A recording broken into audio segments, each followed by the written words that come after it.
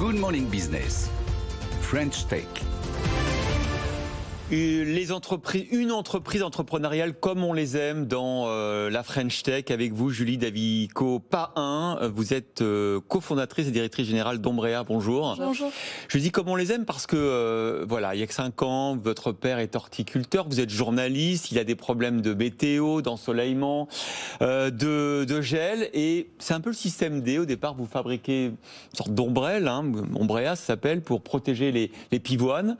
Et puis petit à petit, vous créez un business, vous avez levé 10 millions d'euros aujourd'hui, vous venez nous l'annoncer, 42 salariés, et pour ceux qui nous regardent sur RMC Découverte, Canal 24 de la TNT, on voit derrière votre réalisation, c'est ces sortes de serres amovibles avec des panneaux solaires. Racontez-nous qu'est-ce que c'est.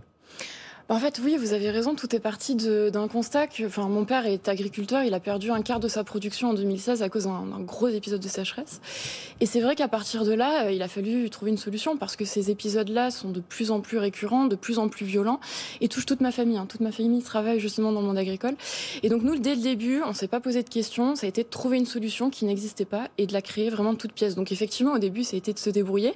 Mais l'idée de base, en fait, finalement, elle n'est pas si lointaine que celle que vous voyez là, qui est beaucoup plus aboutie. C'était vraiment de réguler le climat, de maîtriser le climat qui est aujourd'hui complètement immaîtrisable et qui peut être vraiment désastreux pour les agriculteurs. Donc le principe, c'est de s'adresser aux cultures, ce qu'on appelle de plein champ, donc des cultures d'extérieur, donc la viticulture, l'arboriculture, maraîchage, horticulture. Et on va installer donc ces structures qui vont un peu comme des volets, s'ouvrir et se fermer. Ça fait comme un couvercle. Comme un couvercle, mais c'est pas couvert non plus, c'est tout ouvert. Et l'idée, comme une ombrelle, quoi. C'est comme une ombrelle, mais dynamique. Donc vraiment, l'idée, c'est d'avoir cette modularité.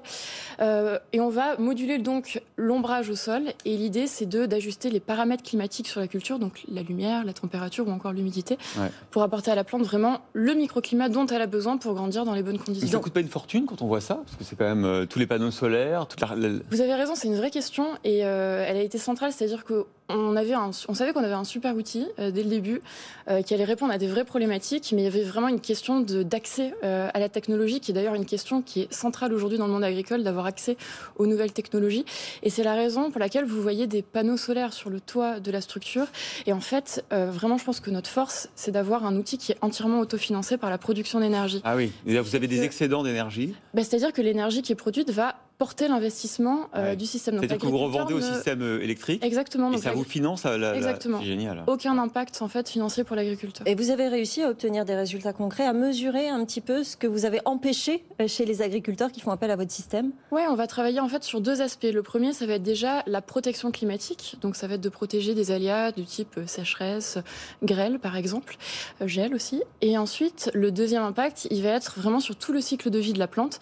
On a pu enregistrer 17% d'augmentation de rendement, notamment sur la pivoine, et on économise aussi 30% d'eau. Donc c'est quand même des arguments qui sont énormes aujourd'hui dans un enjeu de contexte, dans un contexte de changement climatique.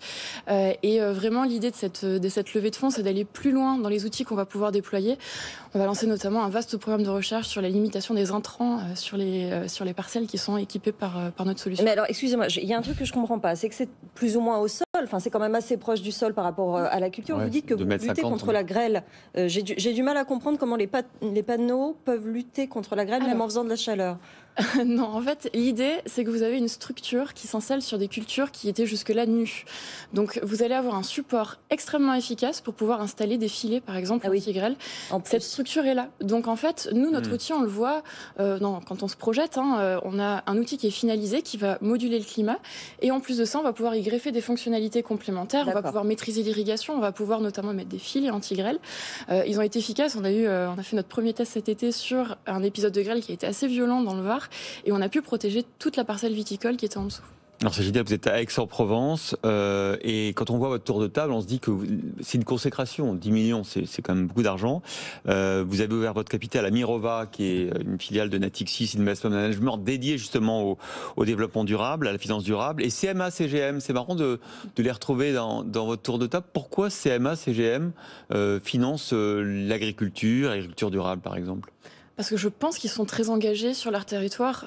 CGM, c'est vraiment une entreprise vraiment emblématique de la région PACA, et je pense qu'ils ont voulu en tout cas porter des startups sur des questions qui sont centrales.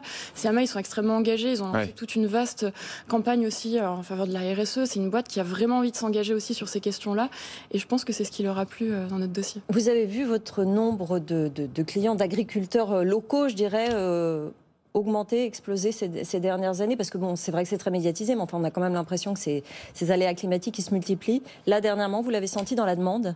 Moi, je parle vraiment d'une vraie explosion. Alors, pour vous donner une idée, on projette, et c'est d'ailleurs pour la raison pour laquelle on a levé autant d'argent pour un deuxième tour, on projette d'installer et de développer 1000 hectares à horizon 2027. Et ça commence dès l'année prochaine avec 150 hectares annuels, et on prévoit de doubler ensuite. Donc, on est sur un rythme de croissance extrêmement élevé. Moi, j'ai pas de commerciaux qui vont chercher des clients. Aujourd'hui, les clients viennent. Ils voient ce que vous avez fait sur l'exploitation familiale, par exemple? Oui, exactement. Qui va être installé là, d'ailleurs, cet hiver, sur l'exploitation familiale. Et oui, en fait, ils sont convaincus, et le bouche à oreille fonctionne. Et je pense qu'aujourd'hui, on y est vraiment aujourd'hui. Comment qui l'infrastructure? Des industriels.